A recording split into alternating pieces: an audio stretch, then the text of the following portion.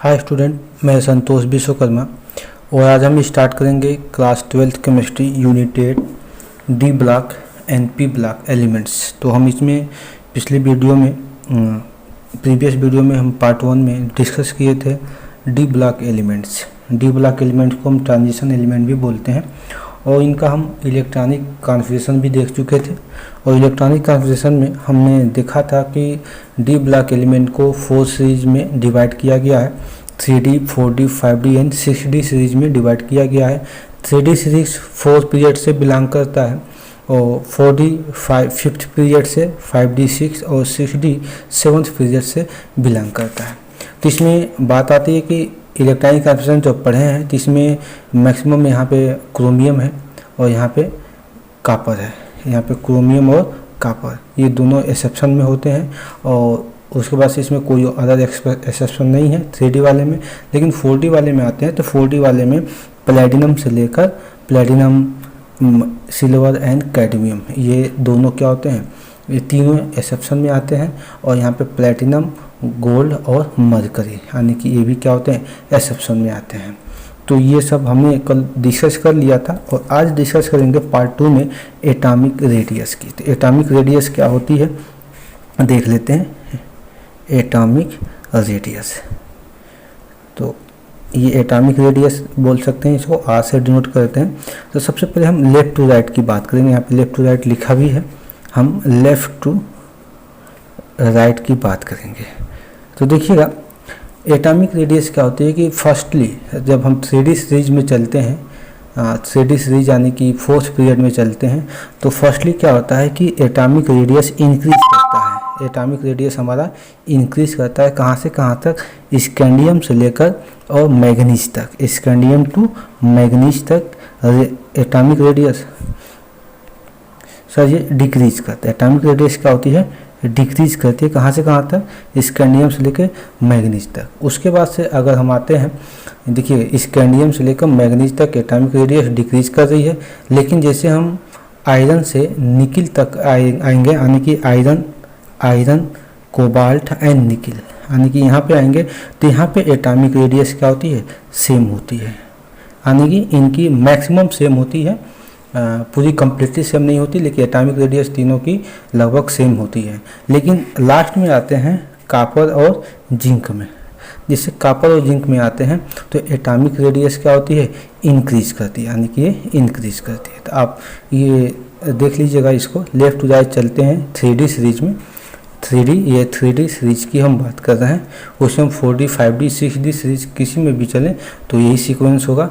Atomic radius firstly हमारा increase करेगा कुछ एलिमेंट तक, उसके बाद कांस्टेंट हो जाएगा, उसके बाद क्या हो जाता है, इंक्रीज करता है। ऐसा होता क्यों है, इसलिए होता है कि इसके लिए हम 2 कंडीशन अप्लाई कर सकते हैं यहाँ पे।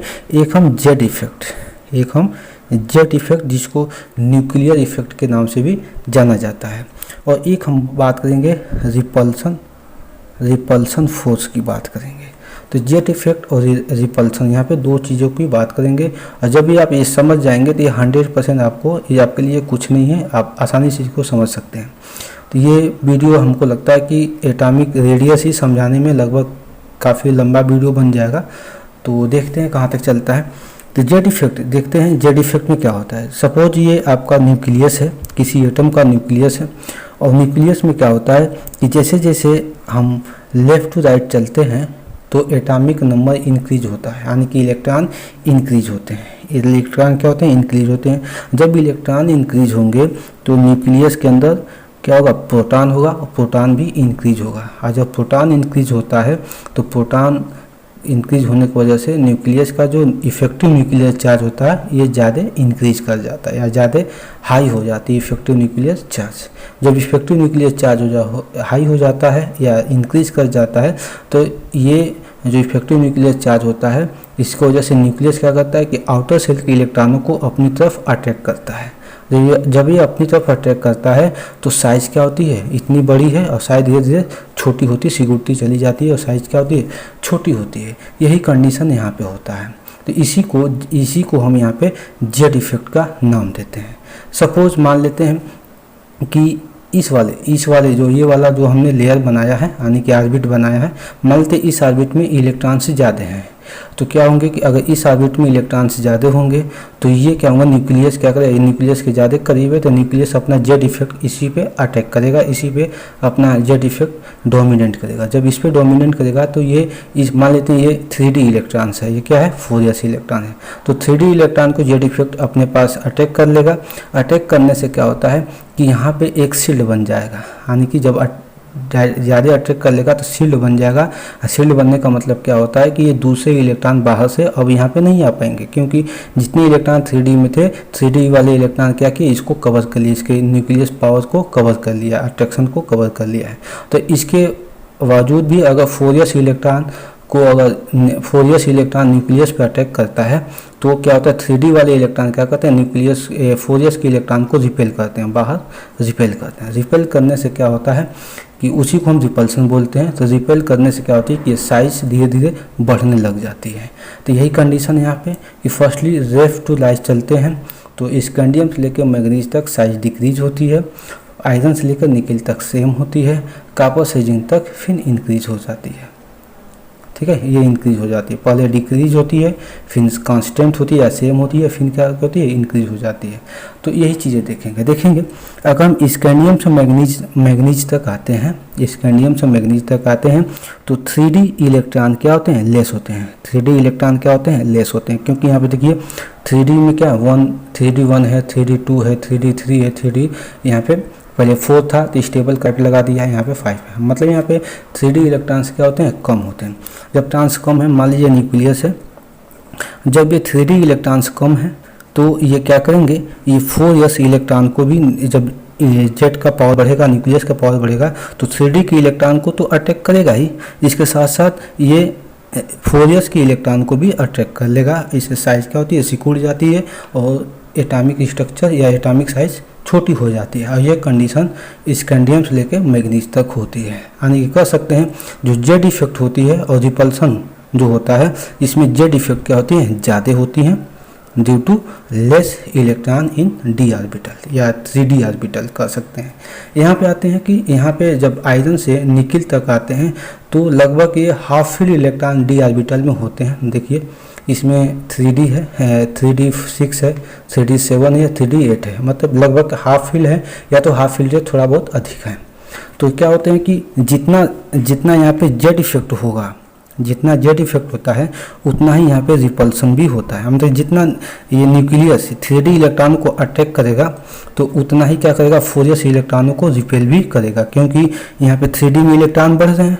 तो 3D में इलेक्ट्रॉन बढ़ रहे हैं तो 3D के इलेक्ट्रॉनों को ये अटैक किया, और जैसे 4s के इलेक्ट्रॉनों को अटैक करने की बात आती है तो ये जैसे अटैक करता है तो 3D इलेक्ट्रॉन क्या करते हैं, 4s इलेक्ट्रॉन को रिपेल करना स्टार्ट करते हैं। तो यहाँ पे उतना ज़्यादा ना ही अट्रैक्शन होता है और ना ही ज़्यादा रिपल्सन होता है। इस कंडीशन में अट्रैक्शन और रिपल्सन दोनों क्या होते हैं, सेम हो जाते हैं। और जब ये दोनों सेम होते हैं तो हम कह सकते हैं रेडियस क्या हो जाएंगी, कांस्टेंट हो जाएंगी या सेम हो जाएंगी। तो आयरन से लेकर निकल तक क्या होती है, रेडियस कांस्टेंट होती है या सेम होती है। क्यों सेम होती है, क्योंकि यहाँ पे 3D ऑर्बिटल हाफ फील्ड होते हैं या इसी के आसपास होते हैं या उससे ज़्यादा होते हैं, थोड़ा बहुत कह सकते हैं। एक्सवाक्स सेम होती है, एक्चुअल में सेम नहीं होते, लेकिन जब ये सारी एटॉमिक रेडियस मैक्सिमम मान लेते हैं कि लगभग सेम ही है, इसलिए इसको हम कांस्टेंट बोल सकते हैं। यहाँ पे जेड इफेक्ट और रिपल्सन दोनों क्या होते हैं, सेम होते हैं। लेकिन in the case of copper and zinc, जिससे कॉपर और जिंक पे आते हैं तो क्या होता है, यहाँ पे जो जेड इफेक्ट होती है, जेड इफेक्ट जो होती है ये क्या होती है, रिपल्सन फोर्स होती है। तो यहाँ पे जेड इफेक्ट क्या करता है कि जेड इफेक्ट से ज़्यादा स्ट्रांग रिपल्सन फोर्स हो जाते हैं। क्यों जाते हैं, क्योंकि यहाँ पे 3D इलेक्ट्रॉन्स क्या होते हैं, कम्प्लीटली फुलफिल हो जाते हैं। देखिए 3D इलेक्ट्रॉन कॉपर और जिंक में क्या है, 3D10 है, यहाँ पे 3D10 है, यहाँ पर भी 3D10 है। तो 3D10 हो जाते हैं। तो जब 3D10 हो जाएंगे तो देखिए क्या होता है, न्यूक्लियस है, ये 3D है और ये क्या है, 4s है। तो 3D में ज़्यादा इलेक्ट्रॉन्स है, तो ज़्यादा इलेक्ट्रॉन्स होने की वजह से ये न्यूक्लियस का पावर भी बढ़ रहा है। तो न्यूक्लियस का पावर बढ़ने की वजह से ये क्या होते हैं, due to highly effective nucleus power से वजह से 3D इलेक्ट्रॉन को ये बाइंड कर लेते हैं। और जब 3D इलेक्ट्रॉन को न्यूक्लियस बाइंड कर लेता है तो 4s इलेक्ट्रॉन जैसे ही यहाँ पे बाइंड होने जाता है तो 3d इलेक्ट्रॉन उसको रिपेल कर देता है 3d इलेक्ट्रॉन उनको रिपेल करता है और धीरे धीरे साइज इसकी बढ़ती चली जाती है। इसलिए कॉपर से लेकर जिंक तक साइज क्या होती है, इंक्रीज होती है। क्यों होती है? क्योंकि यहाँ पे जेड इफेक्ट कम होता है और रिपल्सन फोर्स ज़्यादा होती है। तो यही है, इसी को हम यहाँ पे नीचे लिखे भी हैं कि स्कैंडियम से लेकर मैग्नीज तक, स्कैंडियम से लेकर मैग्नीज तक एटॉमिक रेडियस डिक्रीज करती है। इसलिए करती है क्योंकि डी ऑर्बिटल्स यहाँ पे, डी इलेक्ट्रॉन्स यहाँ पे कम है या 3d इलेक्ट्रॉन्स कम है। इसलिए क्या होती है कि जो जेड इफेक्ट होता है, जेड इफेक्ट ये रिपल्सन फोर्स से ज़्यादा होता है और साइज से होती है डिक्रीज हो जाती है। लेकिन हम आयरन से लेकर निकल यानी कि मिडिल ऑफ सीरीज, इसको मिडिल ऑफ सीरीज बोल सकते हैं। ये फर्स्ट सीरीज है, मतलब ये इस सीरीज का फर्स्ट पार्ट है और ये मिडिल पार्ट है। तो मिडिल पार्ट में या मिडिल सीरीज में देख लेते हैं कि इसमें आयरन कोबाल्ट निकिल है। यहाँ पे जेड इफेक्ट और रिपल्सन फोर्स, जेड इफेक्ट और रिपल्सन फोर्स दोनों क्या होते हैं, सेम होते हैं, ये इक्वल होते हैं, एप्रॉक्स इक्वल होते हैं। तो हम बोल सकते हैं कि यहाँ पे एटॉमिक रेडियस क्या होंगे, सेम होंगे या कांस्टेंट होंगे। लेकिन जैसे लास्ट इन द सीरीज आते हैं, सीरीज के सबसे लास्ट में आते हैं, तो यहाँ पे 3d इलेक्ट्रॉन क्या होते हैं, कम्प्लीटली फुलफिल हो जाते हैं। और 3d इलेक्ट्रॉन कम्प्लीटली फुलफिल हो जाते हैं तो क्या होता है कि 4s इलेक्ट्रॉन 3d इलेक्ट्रॉन के थ्रू रिपेल हो जाते हैं। यानी कि इसे यहाँ पे कह सकते हैं कि जेड इफेक्ट क्या होती है, लेस होती है और रिपल्सन यहाँ पे ज़्यादा होता है। इसलिए साइज यहाँ पे इंक्रीज कर जाता है। वही चीज़ें हमने यहाँ पे पूरी डिस्कस कर लिया है, आप इसको देख के पढ़ सकते हैं। यहाँ पे फर्स्टली यहाँ पे लिखा गया है कि on the moving left to right atomic radius decrease initially as the number of d electron is less due to which effect dominate of attraction on outer electrons are increase, so atomic radius decrease initially. इसीलिए atomic radius क्या होती है, decrease कर जाते हैं। और middle of series में आते हैं, यानी कि आयरन, कोबाल्ट और निकिल में आते हैं। तो देखिए ये रिपल्सन फोर्स और अट्रैक्शन फोर्स यानी कि जेड इफेक्ट, दोनों के रिपल्सन कर सकते हैं या अट्रैक्शन को जेड इफेक्ट भी बोल सकते हैं या इफेक्टिव न्यूक्लियर चार्ज बोल सकते हैं। ये दोनों इक्वल हो जाती हैं तो एटॉमिक साइज कांस्टेंट या रिमेन सेम हो जाती हैं। ऐसे एंड ऑफ सीरीज में आते हैं, यानी कि सबसे लास्ट कॉपर और जिंक में आते हैं।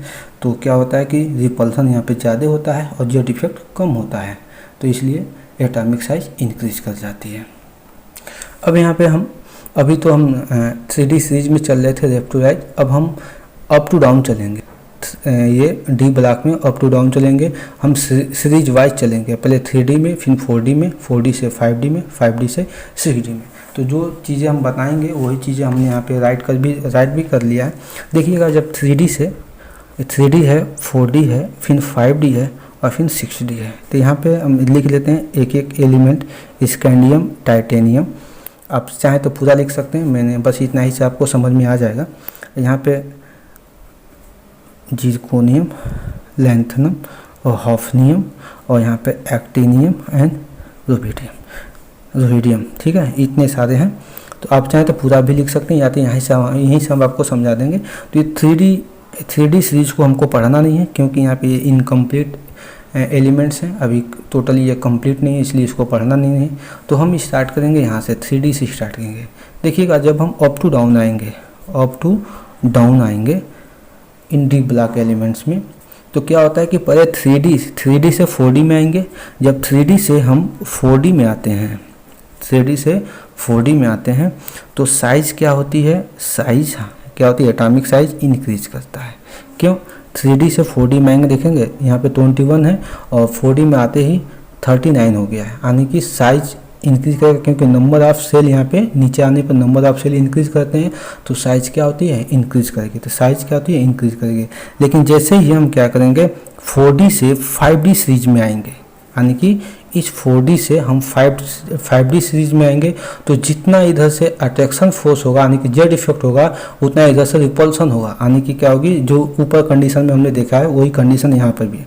तो यहाँ पे साइज क्या हो जाएगी, साइज रिमेन्स सेम या कांस्टेंट हो जाएगी, यहाँ पे कांस्टेंट हो जाएगी। लेकिन जब 5D से हम 6D में आएंगे तो यहाँ पे आते आते क्या होते हैं कि f ऑर्बिटल भरना स्टार्ट हो जाते हैं। यहीं पे 5D में ही भरना स्टार्ट हो जाते हैं क्योंकि 57 से 72 स्टार्ट हो गया, यानी कि 58 से लेकर 71 एलिमेंट यहाँ पे हैं जो ये f ब्लॉक के एलिमेंट होते हैं। यहाँ पे देखिएगा 89 से स्टार्ट हो रहा है, लेकिन 90 से 103 ये एफ ब्लॉक के एलिमेंट है। टोटल 14 एलिमेंट है यहाँ पे। उसके बाद ये 104 से स्टार्ट हो रहा है। तो इसलिए यहाँ पे आते आते जैसे 4D से 5D में आते हैं या 5D से 6D में आते हैं, तो यहाँ से आते आते क्या होता है कि एफ ऑर्बिटल भरना स्टार्ट हो जाते हैं। एफ ऑर्बिटल जब भरना स्टार्ट हो जाता है तो क्या होता है कि आप जानते होंगे कि यस की स्क्रीनिंग क्या होती है, बहुत पुअर होती है। यानी कि अगर न्यूक्लियस है, यहाँ पे यस है, पी है, डी है और एफ ऑर्बिटल है, तो ये क्या होती है कि एफ की एनर्जी बहुत लो होती है और उसके बाद से जो एफ होती है कि एफ का जो डिस्टेंस होता है न्यूक्लियस से बहुत ज़्यादा होता है, डिस्टेंस बहुत ज़्यादा होता है।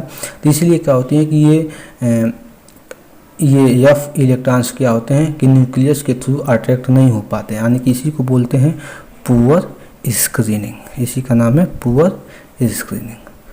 ठीक है, तो ये कौन प्रोवाइड कराते हैं? एफ ऑर्बिटल प्रोवाइड कराते हैं पुअर स्क्रीनिंग। तो जब क्या होते हैं कि जब हम देखिएगा एस है, पी है, डी है, एफ है, इसके बाद फिर एस आ जाएगा, फिर पी आ जाएगा, ऐसे आ जाते हैं। तो ये आप जानते हैं कि जब एफ क्या पुअर स्क्रीनिंग का है तो ये न्यूक्लियस पर अटैक नहीं कर पाएगा। तो यस जो इलेक्ट्रॉन होते हैं, ये यस या पी इलेक्ट्रॉन जो होते हैं इसके बाद के ये क्या होते हैं न्यूक्लियस पे अपना अट्रैक्शन दिखा देते हैं, यानी कि अट्रैक्शन यहाँ पे न्यूक्लियस पे जमा देते हैं। तो अट्रैक्शन जब हो जाता है तो साइज क्या होती है, धीरे धीरे सिकुड़ना स्टार्ट कर जाती है।